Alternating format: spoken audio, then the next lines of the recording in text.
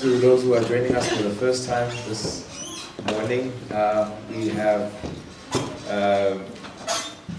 been teaching each other a new way of greeting and just explaining why we greet the way we do as Adventists and as Christians. So I'm going to greet you. It's going to be in the name of Jesus, and you respond with an amen. And your amen just simply reflects how much you love Jesus. So the louder your amen, the warmer your love must be for Jesus. And the softer your amen, then we usually recommend that you and Jesus have a little chat about the problems you seem to be experiencing together. So I'm going to greet you. I'd like to greet the living church in the mighty and powerful name of our Lord and Savior Jesus Christ. Amen. Amen. And we also established that not everyone who says amen the loudest necessarily loves Jesus the best. So I've got a paper here, a piece of paper. I just acknowledge a few people that have been coming every day since Sunday. And they've been with us during the weekend. They're with us here today, once again. And these are people who are not members of SDASM, but they've been coming throughout the weekend, and they're here once again. And I just have to get the first surname, the most difficult surname first. Can you see the Sikwansi? Can you just wave? Can you see? Amen. Where is she? Oh, she's like, yeah. Oh, there we go, all right. Welcome, Kanye. And then we've got Pelogas Itiso. There's Pelogas on the side. Naledi Kanye. Oh, did I get you second man? Oh, okay. Again, just Naledi, just once again. Just wave. Say amen, please. Amen. And then Musisi Kentani. So all the visitors at this side, now I know where I'm going to be looking today. And then Sinazo Ngolongo. There she is. And then Abenati Sidzatani. Finally this side gets a visitor. Okay, and then we've got Sonia. She just gave us a stage name, Sonia. There in the back, Sonia. Welcome, Sonia. And then Kopano Mukwena. There's Kopano in the back. Guys, come on. All right. Welcome, Kopano. I'm sorry for that weak amen you got there. So thank you so much for being here and for gracing us with your presence once again today. I know it's very cold outside. It's raining. It's the weirdest weather ever. Rain in winter. For a Durbanite, that's totally weird. But thank you for waking up and leaving your blankets behind. I know they were quite convincing this morning. And I struggled with mine. But we thank you for being here and for making it. So this morning, I want to chat to us about excellence, what we owe God. It's what we owe God. Excellence is exactly what we owe God. And it's what God is going to require of us. Return to the book of Matthew chapter 25. And you know, sometimes people talk about topics like excellence, success, and what else? Wealth creation, mind dynamics, you know. And sometimes when people talk about these things, they sound like motivational talks, right? And they're devoid and robbed of their spiritual element. Now, I want to just show you today that excellence is not something that you have a choice about. It's not something that you can choose to do or find an excuse for not doing. Excellence is something that's going to become an agenda on the judgment day. When Jesus returns, excellence is going to be top of the agenda, over and above what I gave you the other day. Remember, I gave you past exam question papers of the future, of what exam you're going to get when Jesus comes. So, and in Zulu we call it imbuzi. Like, this is what's coming out. And so I slip it out. I give you the questions before the exams. And one of the things that Christ is going to come, one of the conversations that Christ is going to have with us is, where were you when I was hungry? I was naked, you didn't clothe me. I was sick, you didn't visit me. I was in prison, you didn't visit me. So that's going to come up when Christ comes. So what do you do to prepare for that exam? You go to prison and visit people. You go to hospitals and visit people. You don't come to church and pray for people in hospital. You go pray for people in hospital. You bring to church a report of what you saw when you were in hospital. All Okay? So God doesn't send you to the sick and then you in turn send God to the sick. You are supposed to go to the sick, and so that's one of the things. So what else is going to come up? This theme of excellence. This passage or this story of talents comes in chapter 25. Of course, this sermon, Christ begins the sermon in chapter 24 when the disciples ask him, tell us, what will be the sign of the end? What will be the sign of the times? Well, how will we know that the times are close? And of course, he starts by telling them about the destruction of Jerusalem. He warns them about false Christ, the rumors of war that they will hear about. And then, of course, goes on to that confusing bit about the destruction of Jerusalem. And then he moves on to the parable of the 10 virgins in chapter 25. Do you remember that one? And then he gets to the story of the talents. But after that, then comes what I've just spoken to you about, that judgment scene where Christ asks about whether we visited or why we didn't visit the sick, the imprisoned, why we didn't feed the hungry, and why we didn't clothe the naked. And so, this story about the talents is right in the middle of this judgment narrative. It's Christ telling us about the signs of the end. The signs, what will happen in the end time? What will happen towards the end? And then he begins this parable and he says, for the kingdom of heaven is like, okay, a landowner who took his possessions. Let's read it. It says, again, it will be like a man going on a journey. He's going far away on a journey. Who called his servants and entrusted his property to them. To one he gave 5 talents of money, to another 2 talents, and to another 1 talent, each according to his ability. Then he went on his journey. The man who had received the 5 talents, please underline that line, each according to his ability. Okay, it plays a very important role in this narrative. Then he went on his journey. The man who had received the 5 talents went at once and put his money to work and gained 5 more. So also the one with the 2 talents gained 2 more. But the man who had received the 1 talent went off, dug a hole in the ground, and hid his master's money. All right, he hid the talent.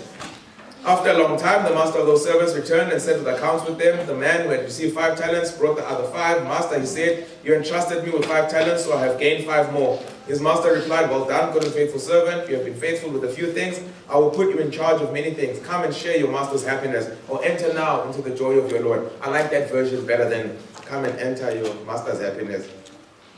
The man with the 2 talents also came. Master, he said, you entrusted me with 2 talents. See, I have gained 2 more. His master replied, well done, good and faithful servant. You have been faithful with a few things. I will put you in charge of many things. Come and share your master's happiness. Verse 24, and the man who had received the 1 talent came. Master, he said, I knew that you are a hard man, harvesting where you have not sown, and gathering where you have not scattered seed. So I was afraid, and went out and hid your talent in the ground. See, here is what belongs to you.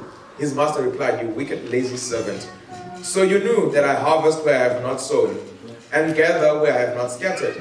Well then, you should have put my money on deposit with the bankers, so that when I returned, I would have received it back with interest. Take the talent from him and give it to the one who has the 10 talents. Now listen to this guy. The guy who's got 10 talents, remember what he's been given. He's just received the promotion and also been invited into the joy of his Lord. Now over and above that, he's also given the talents of the servant, the mediocre servant. And so he says, give it to him, the one who had 10 talents. For everyone who has will be given more, and he will have an abundance. Whoever does not have even what he has will be taken from him. And throw that worthless servant outside into the darkness, where there will be weeping and gnashing of teeth. All he did was just bury his master's money. That's all he did. He didn't misuse it. He didn't lose it. He just maintained it as it was. And the master says, throw him outside the city where there's weeping and gnashing of teeth. Can't have mediocrity here. Throw him outside. He must weep there and die with the rapists and murderers. The mediocre. He must die along the murderers. So let's take it back. Let's go back a step further. So the master is going away, and he decides to call his servants. Right. So the servants are his. That's their identity. Their identity does not come from the task or the duties that they're given, or from the success of carrying out that duty. Their identity comes from the fact that they belong to the master. So other versions say they're slaves, others say they're stewards, others say they're servants. So what they are is they are individuals that belong to the master. So when they are given the talents, they're not given an opportunity to work for their significance. Are we together? When they're given their talents, they're not given an opportunity to etch out an identity. They do not get their identity from what they're doing. Their identity determines how much they work or what they do. So when they work and they're diligent because they're servants of a specific master. They do not work so that the master will declare them his servants. They do it because they are the master's servants. All right. So now, and I need to make this clear. I need to make it clear, especially in light of this violence against women in South Africa. The biggest problem that we have in South Africa is that we've got men who go out and work, and they're taught by the church. The church teaches them that they are providers in their families. And so a man cannot determine his value unless he's got something in his pocket. His value is intrinsically tied to the size of his wallet. Now, then he goes out and finds a woman with whom he believes must then worship him for his manhood. And remember, his manhood is his wallet. So he goes out and he splashes cash to every woman he can find. He splashes cash at her, and because the women have been taught that the men must provide, women now wait at like little princesses in what do you call these? No, not my castle, man. These fairy tales, yeah. You're like a little fairy tale princess waiting for your prince in a shining Ferrari, all right, to come and rescue you from your poverty. But here's the sad thing. Here's the sad bit. It is that some of you are giving your lives away to people that are less talented than you. So you wait and you suspend your own talent, waiting for someone who's less talented than you to rescue you from self-imposed poverty. So there you are. So we've told the guy that your manhood is your wallet, and we've told the girl that wait for a man to rescue you from the futility of your femininity. So then she waits, and I've seen it so many times where you get girls, they're so smart, intelligent women, intelligent, and they're waiting all in Durban. They're not studying. Let me share this. So there I am on social media, right? And I'm going through, like, in Instagram, I'm going through, what do you call this? People's profiles in the feed, right? So I go, and then this girl, it's a female. She's got a picture. Oh, hi.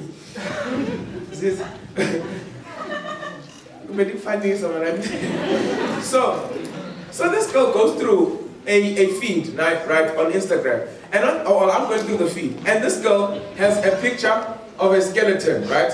You know, a human skeleton, and books on chiropractors or whatever. I don't know how to call it, like I don't know what the noun is, but yeah, that field.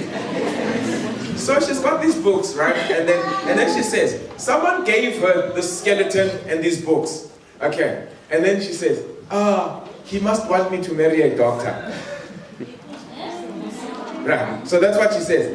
She says, he must want me to marry a doctor, and that's a caption. So I slide in the DMs. So I sent them a message, right? Because I should have kept quiet, but I couldn't tolerate that low expectant mediocrity. Okay. So I sent a message and I said, I'm trying to be positive. I said, he could be saying you have the potential to be a doctor. She responds. She should not have responded, but she responds and she says, no, I like my version better. Somehow we have become so accustomed to this mediocre lifestyle, where we think that just because we have said to men, and look at the damage, we have said to men that what defines you and where you draw your identity from is based on what surrounds you and what you surround yourself with. And in the process, we have stripped women of their significance and their abilities to explore and exploit their God-given talents. Hey. So now they're not living a life that will reflect whose they are. But they're living a life where they are waiting for someone who will rescue them. You tell women to dream bigger than men. They'll tell you, Funis, I don't want to surround, I don't want to be successful, I don't want to grow because this will chase men away. And someone said to me during the week, why is it that we keep preaching this nonsense that as if marriage is like the goal of life. Yes. You can't function, you can't move until you get married. Everyone, I want to get my degree, then I want to go work for 5 years, but the goal,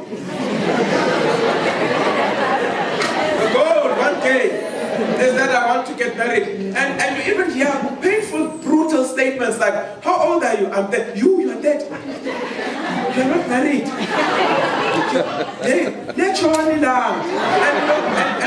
And people are not allowed. Now, somehow, we have got it twisted that we have found a way of redefining we have not allowed the fact that we belong to God be a sufficient definition of who we are. Somehow we must add on to that. So you end up with servants who are given talents and they use the talents to accentuate their significance. And I said to you yesterday, and I was speaking to the black people for a moment, and I said to you yesterday, we have got to be the only people on earth who use our own people's misfortunes as a stage on which to display our success. Somehow, the misfortune of our people must always be there because it makes us feel more successful. We are never challenged by the poverty that we come from. As we are here in Rhodes, we are not here to study so that we can go back and uplift our own people. We are here so that we can use our education to run even further away from where we come from. That's why some of you are not going home during holidays, because you are running away from your own poverty. You don't want to be challenged. You know what I mean? The talent that you have been given is not for you to feed yourself. Look, how stupid, how unwise would God be? How mediocre would God be if He was to invest so much in you, and all the goal for all that He has given you, the purpose of all the talents that He has given you, the resources He has planted in you, is just so that you can put food on the table. That's it. One day, I come back from school, right? And I say to my mother, I come back from school. I've been to a church camp, and we had a beautiful pastor who we grew up like most of people. Like now I know that we were not rich, but when I was growing up, we were well off. So when she's here, Mom Clove and her husband came to visit us at home, right? It was the first pastoral visit I'd ever received, the only pastoral visit I'd ever received. And they came, and my grandmother was sick at the time. During the week, there was like a huge wind, and it had blown the roof off our two-room house, right? It's our house, and it had blown the roof off. So we were like highly stressed, and my grandmother fell ill, and we were just, then you get black about it, you get suspicious, witchcraft going on. And stuff. And then the pastor came and visited us, and they prayed. It was the most beautiful moment ever. It was so, I felt so, and I said, you know what, I want to make people feel like this. I'm going to become a pastor. Right? So, and this thing haunted me. So I was sitting at school one day, and I thought, okay, I'm going to tell my mother that I want to be a pastor. So I go home, excited, and I tell my Mom, I think I want to be a pastor. She says, what? He said, I want to be a pastor. I'm going to be a pastor. She turns around. She says, you're mad. She says, you're crazy. I said, what do you do? I thought, any parent would be happy for their child to be a pastor. She says, you're crazy. What are we going to eat? Somehow, my mother had it figured out that my life here on earth is to look for food. That's the purpose of my life on earth. It is to look for food. That's the sum total of my life here on earth. It is not to make a difference to humanity. It is not to visit grandkids with their sick grandmothers. It is my sole purpose here on earth is just that I may look for food so that we can eat. And after we have eaten, that's the sum total of my talents. That God gave me talents to find food.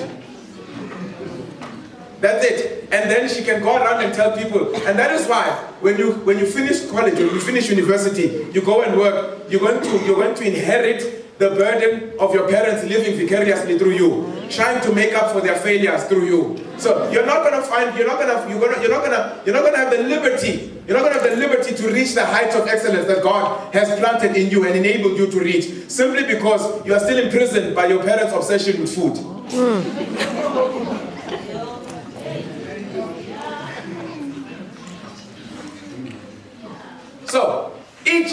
So each are given talents by the master. He gives talents, his talents, he gives them to his people. That's it. That's your significance. So when you fly because you belong to a master who has given you the wings to fly. You do what you do not so that you can earn the favor of your master. You do what you do because you've been able to do it by your master. He has given you the... Listen to what the Bible says. It says the master goes away. He gives the servants an illusion that what he has given them belongs to them. He's not there hands-on micromanaging what they're doing. He leaves it to their discretion. Do what you can. Do what I've enabled you. Each according to their abilities. I like that clause. I like that clause. Each according to their abilities. Here's what I make of it, all right? Here's what I make of it. Now, my nephew comes to me one day and he says to me, so I call him, hey, boy, come here. You know, trying to be an uncle, responsible. Come here, boy. What's the plan? What's your plan for your life? What's your 5-year plan, 10-year plan? Where are you going? So he says, Eish Ankela. He says, Eish Ankela. So, you know, I've been reading. I said, good. Yo, the boy's been reading.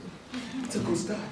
I said, so Uncle, I've been reading, man. So what I discovered is that, you know, school is not necessarily... I said, necessarily, this guy's been reading. School is not necessarily a guarantee that you'll be successful in life, you know.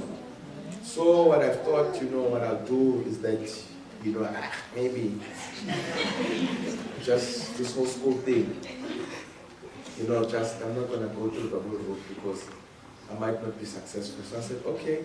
He says, yeah, because I read, you know. And this guy's done his research, right? He says, I might not agree with him, but I have to agree that he's done his research. So he says, you know, Bill Gates, he didn't finish school, but he's a billionaire, you know. And he says, Richard Branson, he didn't finish school, but, you know, he's a billionaire, and in pounds, my lord. and I said, okay, he said, Steve Jobs, you know, also didn't finish university. He was rich when he died. And he names all these billionaires, right? And then he comes to South Africa, right? And he says, because, you know, when he was naming all these international billionaires, I was going to say, hey, you're not in America, you're in South Africa. And then he completely collapses my argument. And he says, yeah, then you've got Somizi. Yeah. And my lord, he didn't even finish matric. Casper first. Matric, but you know, he's a millionaire. At least I finished my matric. Hey, so I sat there and I listened to this guy. Do you know what he was doing? He was using people who have been given 5 talent lives to determine how he'd be successful with his 1 talent life. Let me perhaps say this. Excellence is not outdoing your neighbor. Excellence is about outdoing the person you see every time you stand in front of the mirror. Excellence is about growth from what you were yesterday. You can't go to sleep still with the same weaknesses, with the same achievements, or basking in the same achievements of yesterday. Excellence says every day is an opportunity to achieve more than what I did yesterday, to build on what I did yesterday. If there was something that prevented you from succeeding yesterday, excellence is about working on the failures that stopped you from yesterday, from growing yesterday. Excellence is not about the 5-talent guy outdoing the 2-talent guy. That is why when the 2-talent guy comes and he says, Master, you gave me 2, here's 2 more. The master doesn't say, why couldn't you get 10 like the one I gave 5 to? You're not expected to outdo Bill Gates. You are expected to outdo yourself where you are raised, each according to your own abilities. Now, I say to this young man, let's take Bill Gates. Let's take Bill Gates for a moment. Bill Gates' parents, all right, were rich. Bill Gates learned to program in high school in an era where computers were not found even in big companies. The school he went to had computers. So he had a 5-talent life. His parents were rich. His grandparents were rich. They were able to afford him an education that set him up nicely for the successes he achieved in life. He grew up in a lap of luxury. All right, now, Listen to me carefully. Like my president, listen carefully now. Listen to me very closely. I'm not excusing the mediocre. In fact, this is what I want to do. I want to challenge you. I'm not excusing your mediocrity and blame your mediocrity on your background. According to this text, your background is not a sufficient excuse for why you're not making it through.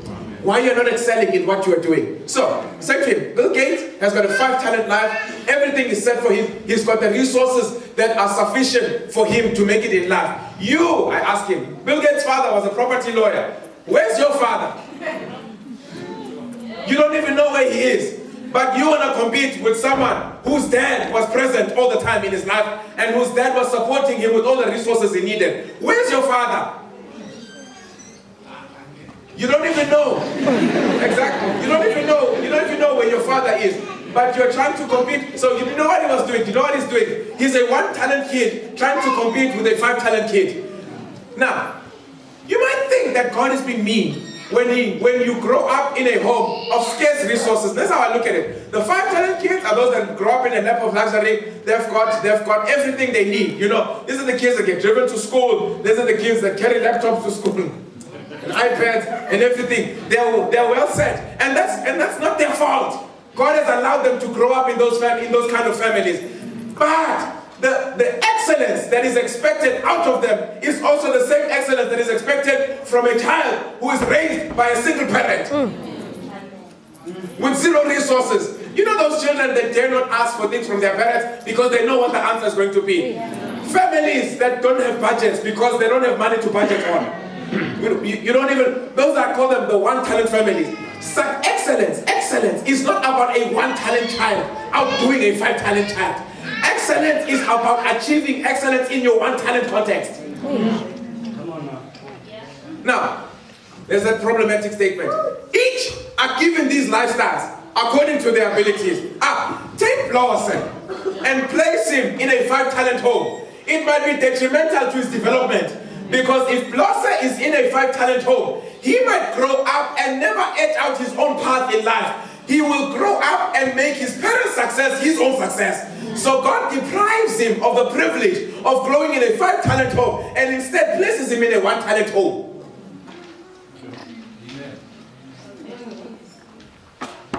Some of us are challenged are where we are because we grew up poor. Had you grown up rich, you would not be as hungry as you are. Amen. The luxury that you so crave and God deprives you would have been detrimental to your own development.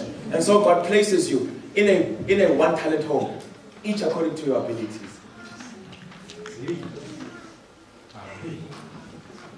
And then, so I always say, so if you had placed me in a 5-talent home, maybe, but then if God was to take Bill Gates and place him in a 2-room house, and be raised by a grandmother, Bill Gates wouldn't have made it. He does not have the ability to withstand the hardships. He has not been given the resilience that a 1-talent child can withstand. And I always say, the miracle, I said this during the week, the miracle would not have been for God to give your family more money so that you are rich. The miracle is for you to survive under those destructive conditions and to make it where you are. For me, that's the miracle. The miracle is not when you get the job and you rescue your family from their poverty. For me, the miracle is in you getting to where you are, despite your poverty. So I met someone yesterday. Hey, where is she? I met someone yesterday, and she's from the township I grew up in, Mlazi. And I said to her, Mlazi, what are you doing here?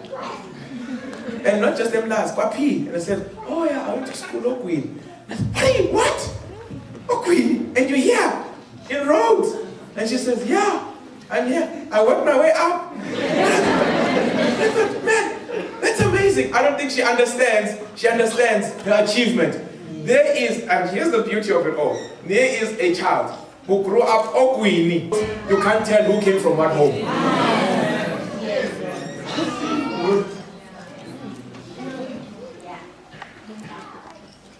But you know what took me back about her? She's not aware of her achievement. She's not. She thinks it's life. It's what I was supposed to do. I'm here. I made my way. And then the Bible says, so the master goes away, then he comes back, all right? So because you must account. If it's been given to you, you must account for it, all right?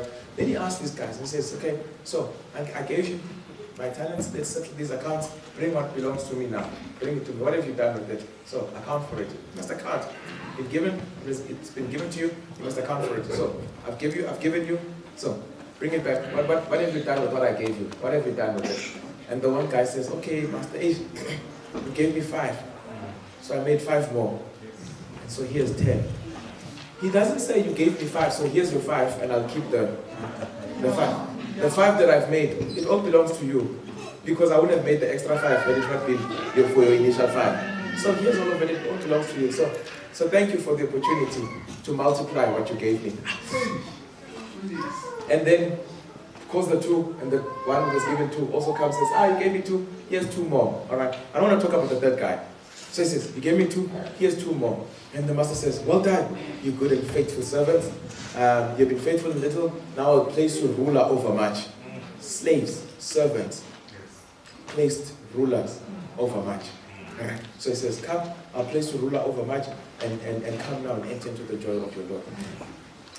Here's what strikes me about this whole thing, is that when the master leaves, he doesn't leave them with instructions of what to do with what they've been given. When the master leaves, he just simply gives them and he goes away. And he leaves it to their discretion what they do with what he has given them, right? Then he goes away, and then they bring back the 10. I went to Avis once, right? I went to Avis. Went to a car accident, so the insurance got us a car. And I went to Avis, and the guy at Avis says to me, okay, sir, here's your car. You can tell no scratches on it, but we can take a walk around and just look at it and see if I'm lying. So we walk around the car, and there really were no scratches on the car. And then, so at the back, I noticed the bump on the back, on the bumper. There was a little bump, you know, and a little scratch next to the wheels, just a small scratch. So I pointed out to him and I said, hey, there's a bump you missed, and there's a little scratch here. And then he comes around and he says, okay, I'll note it, but please bring it back as it is. All right, please bring it back. So I said to him, what if I can fix it? No, he laughed. He laughed. He says, sir, that's all on you then. You know, if you fix it, it's all on you, but it must not change the color of the car. So what the guy was saying to me is that he's giving me a broken car. But when he looks at me, he doesn't see any potential of improving the car that he's given me. When he looks at me, he sees potential for more danger. Like, when he sees me. So when he gives me the car, he says, bring it back as it is. He's not saying don't fix it. He's saying just don't damage it more. He's not giving me that advice positively. It's negative. He's trying to prevent more damage on the car. That's why they make you pay a deposit, because they're anticipating that you might cause more damage onto the car. They're not expecting you to improve on the car. But you see, God is not Avis. You see, God will give you a broken down car, mirrors hanging, no windshield, and he'll say to you, bring it back better than this. Somehow when God looks at you, he doesn't see possibility for more damage. He sees potential for improvement. And it's not just with cars, small things, with your life. The life that he has given you, he's given it to you because he has seen that you have the ability to improve on it. You hear a man, millionaire, he says, I grew up, and I hate the fact that we have to measure success and excellence based on financial achievements. I hate the fact that I'm standing here and I can't think of an example of excellence without money.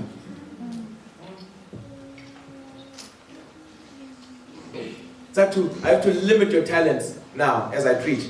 And I have to gear you to think of excellence only in terms of accumulating wealth. Maybe let me leave that illustration. It's not fair to do that to you. God doesn't want you to make money. It's not the goal for you to make money and be rich and then make us feel that you are rich. God wants you to be bigger than that. God wants you to be so influential that what you do can help us outdream our backgrounds. Amen. So I grew up one day, living one day, and we had this one career that we all wanted. Don't laugh. We all wanted to be taxi drivers because we were surrounded by taxi drivers. Everyone wanted, and there was a path. You start by being the doorman,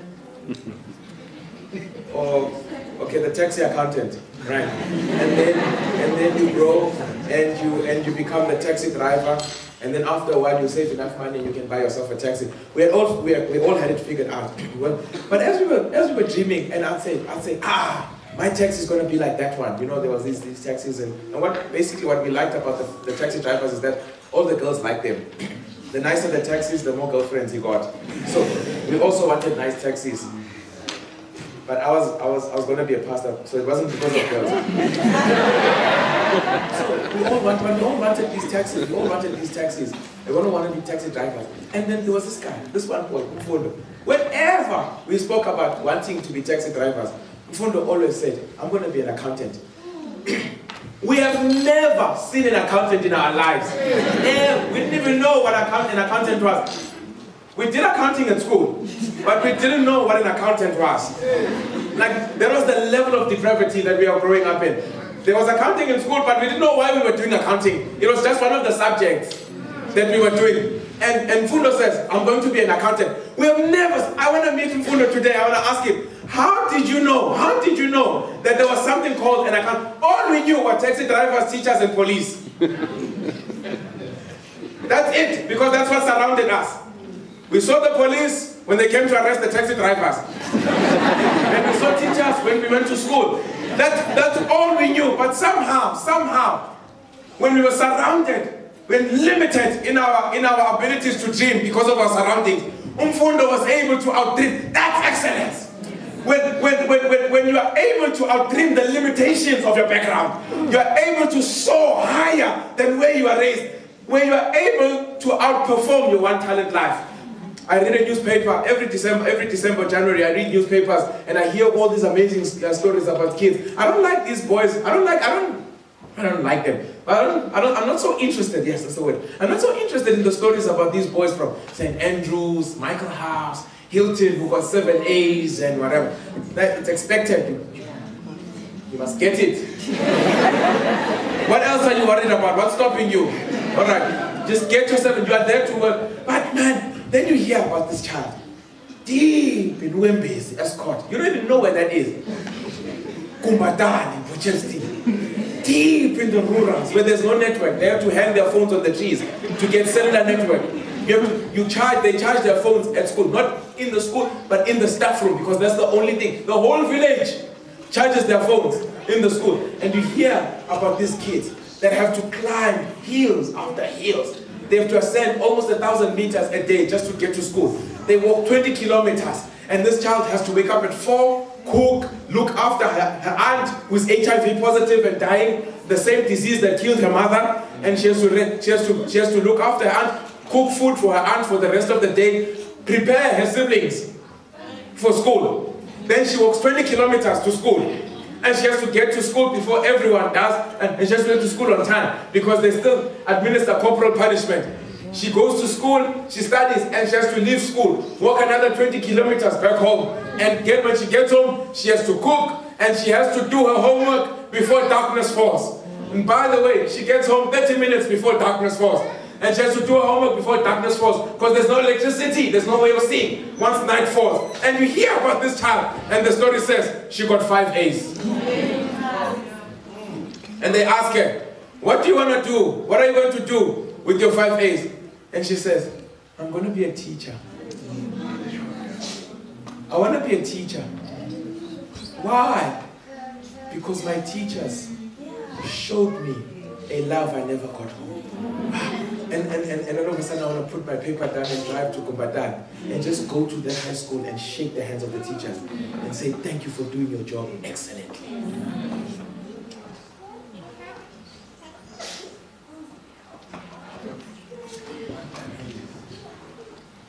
excellence in a one-talent environment. Excellence in a one-talent. And you know what? Rural teachers, they'll teach a child, he'll grow up, he'll become a doctor, he'll go work, he'll be richer than them. But he would never have been what he is had it not been for those teachers. Excellence in a one-talent environment. Excellence is not just about wealth accumulation. Excellence is about multiplying good influence. Then he says, and then the master says, okay, so here are the talents, thank you, guys. Then he says to these guys, you've been faithful in little. Come now, place your reward. These guys are servants, stewards, slaves to this master. He gives them talents as slaves. They excel as slaves. Somehow the master uses their performance as slaves to determine their readiness for rulership. You're not hearing. What they do as slaves determines whether the master can trust them with rulership. You can't be a lazy and mediocre slave, yet be dreaming to be a leader when you have not been excellent as a slave.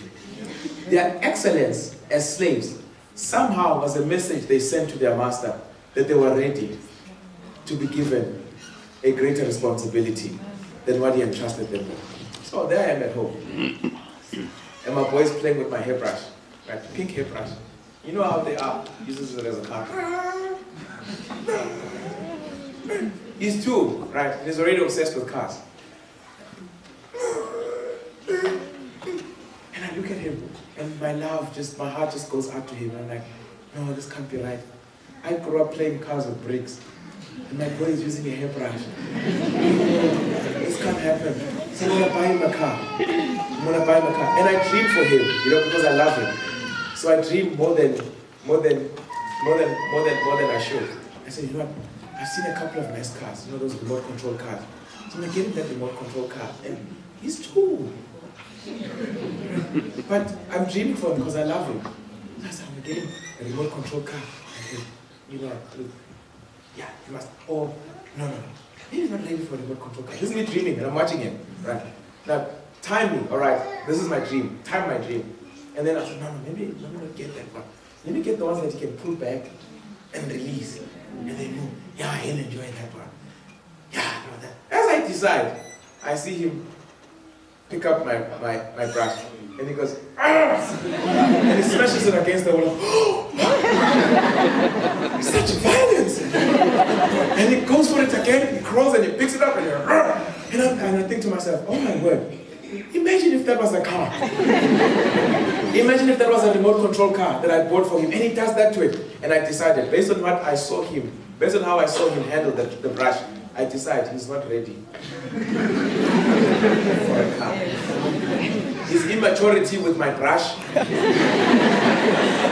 has not convinced me that he's ready for a car. So I must wait for him to mature. The day I see him handle my brush with some respect is the day I decide to buy him a car. Do you know what I'm doing? Do you know what that principle is? You do not get entrusted with bigger responsibilities when you have not convinced us that you can handle the small responsibilities. We cannot entrust you with employment when you can't do your homework on time. So it's simple. So young man says, Fundis, how do I know I'm ready to get married? How do I know I'm ready? Because somehow that's what we're living for. So he says, how do I know I'm ready to get married? And I ask him, what's the vision for your life? What's your life's vision? What's your life's vision? What's the plan? 10-year plan. Give me your 10-year plan. He says, so yeah, I want to work. Then make some money, then start a family. He said, no. I want your vision, your 10-year plan. What's your 10-year plan? And he can't articulate his own management strategy, but he wants to invite someone in his life when he's unable to manage his own life. But he wants to invite someone into his life an additional person, individual, human being, and he can't manage, he can't handle his own life. You can't handle your own life, but you want to invite someone to torment them with your unreadiness. And so some of the things that you are praying for must be suspended because you are busy praying for them and mishandling what you're supposed to be handling right now. You're an unfaithful student, but you are busy dreaming of a job. But you're a truant student, and you're busy dreaming of a job. But you have not convinced us that you are ready for it. How will God know that we are ready for heaven? How will God know? How will God know we are ready for heaven? He does not project our readiness by placing us in a situation in heaven and then says, oh, these ones are ready for heaven. How do we show our readiness for heaven? Right here on earth. In faithfulness, by being faithful with the little things. By reverence. When we are reverent and we fear holy things, we don't mess around with holy things right here, right now. Then God knows that you are ready to exist in an environment of holiness. When you still fear the little emblems of holiness that God has planted here on earth, you can't say you are ready for heaven when breaking the Sabbath does not bother you.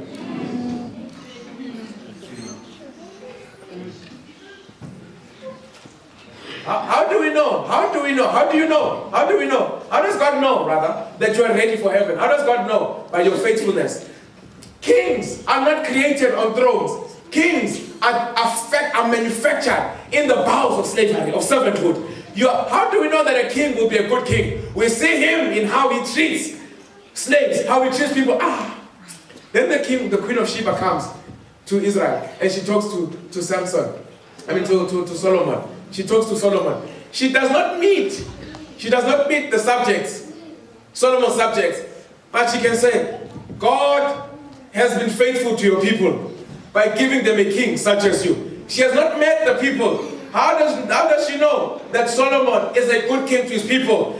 She knows in how Solomon has treated her, but not only her, but also her servants. So Solomon's goodness is not seen when he acts out his kingship amongst his subjects, but it is also seen in how he treats the foreigner in his land.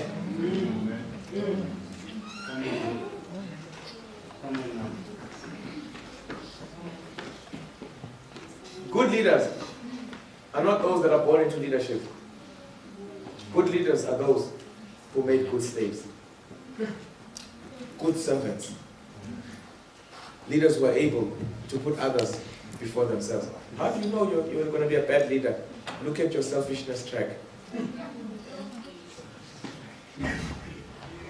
Just look behind you and you see your life littered with broken lives and wounded souls because of your own selfishness. That's the kind of leader you're going to become. Say to someone, someone says, marriage is not going to change you, young man. Marriage is not going to change you. You're going to be what you have always been, even when you're married. In fact, you're going to be smarter about what you've always been when you're married. But it's not going to change you. So if you've been a promiscuous young man, marriage is not going to make you less promiscuous. You're going to be a smart, promiscuous husband. That's all that. So how do you know you're going to be a good husband one day? How do you know you're going to be a good husband one day? You look at the life you're leading right now. It's a very good indicator of what kind of husband you'll be one day. And then this guy, this one-talent guy, says, yeah, I know you. You knew where you had soul. You get away and scattered. I knew you. I mean, let's be honest, guys. This guy didn't do anything wrong. All he did was to take the master's possessions and hide them. He just maintained the status quo. You know, he grew up without a father. All he did was just produce other kids and didn't father them. That's all he did. Just maintain the status quo. That's it. He didn't do much, you know. He didn't, you know. He grew up with a mother who spoke mean words, didn't build her. And then all he did was just do the same with his kids. Just maintenance of the status quo. Nothing different. What wrong did he do? He simply reflected the life he came from. That's it. I'm disadvantaged. choose disadvantage. What did I do? That's all I did. Just maintain the status quo. But God is not happy with that. He's not happy with that. Somebody says, you wicked servant. And this is what makes God angry. This is what makes God angry. This is what makes God angry. Is that I gave you my talent. And all you did was maintain it. You protected it.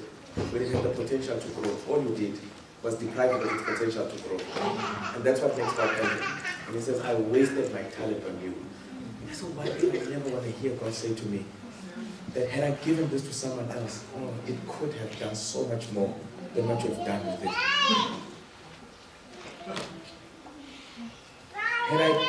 Had I placed someone in this one talent life that I placed you in, they would have flown, they would have soared. But all you did is just maintain it. That's all you could do, maintenance. That's it. Just maintain things as they are. See, excellence is not just outdoing your neighbors. It's not just about doing more than. It's about being better than what you were. And so let me close with this text. My scripture reading this morning in Daniel chapter 6 verse 3. I like it in the New King James Version. I like it in the New King James Version. And then God says, and then the book of Daniel says, and Daniel distinguished himself above all others because a spirit of excellence was in him. A spirit of excellence. He distinguished himself because the spirit of excellence was within him. But there's a bit of repetition there that I want to clarify for you. And I've got it here on my phone, so I'm looking at my phone, but I'm not on the phone. You know what I'm saying? I'm on the Bible, but I'm on, so don't be like, that one, not a pastor. Carries a phone to church. Alright, and then it says, verse 4. Now listen to verse 4. So the governors and satraps sought to find some charge against Daniel concerning the kingdom, but they couldn't find no charge or fault because he was faithful. Now listen to this. Then there's this repetition. Nor was there any error or fault found in him. Look at verse 4 again. They could find no charge or fault because he was faithful. No, so you're expecting this to be a different thought, right? Nor was there any error or fault found in him. So this bothered me, and I went to my Hebrew Bible just to check it out what it was. When you read it in the Hebrew, it says, they couldn't find any fault or corruption in him because he was faithful. So his faithfulness made him lose the ability to be corrupt. And then it said, and then it says at the bottom, nor was there any ability to be faulty. Okay. So a spirit of excellence was found in him. And because he was excellent, he was not corrupt. Because he was excellent. So he was not corrupt because he was excellent. And they couldn't find any fault because he was faithful. Right? And then it says, nor was there any ability in him to be mediocre. In pursuing excellence, Daniel lost the ability to be mediocre.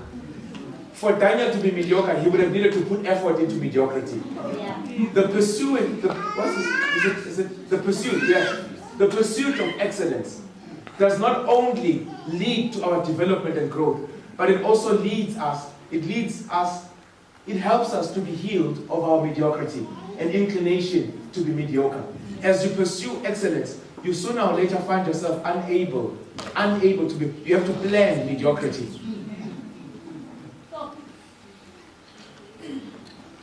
As you pursue it. So, what you do is you stand in front of the mirror. And I saw a picture earlier in this week, a child standing there. You know what this picture of a baby pointing at the mirror.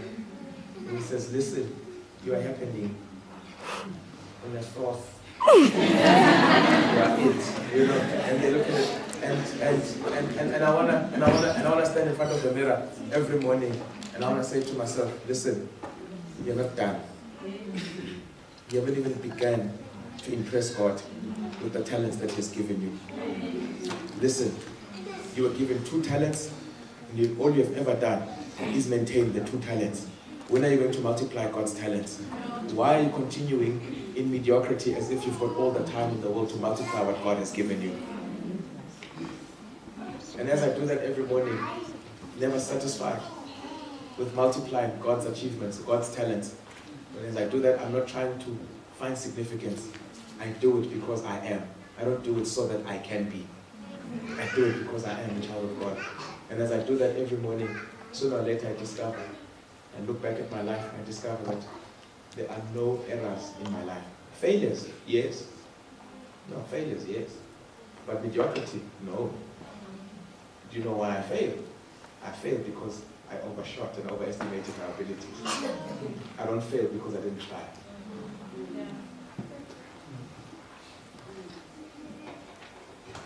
So I want to pray with you that when Jesus comes, this bit of the judgment seat doesn't become a problem. You know, we can say amen loud and fake our love for him. But you can't hide mediocrity, especially on the judgment day. So I want to be able to stand before God and he asked me, so what did you do? And I want to apologize for not having doubled, for not having tripled the talents he gave me. I want to bring, he gave me 2, and I want to bring him 4 on top of the 2 he gave me. And I want to apologize for not having brought him 10 out of the 2. I'm sorry, I could only make 4 more of the 2 that you gave me. And I want God to make me uncomfortable with mediocrity. I want to be offended when I have not done my best in whatever God has given me. I want to be offended. I want to be given a responsibility to do Sabbath school.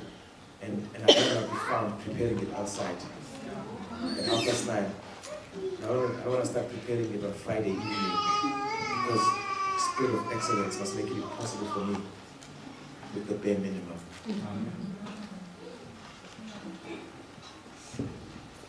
I'm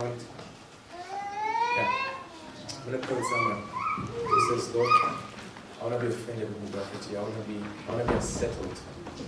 I want to lose my peace if I have not done my best. Just to do my best. So if that's your prayer, I'm going to ask you to raise your hand.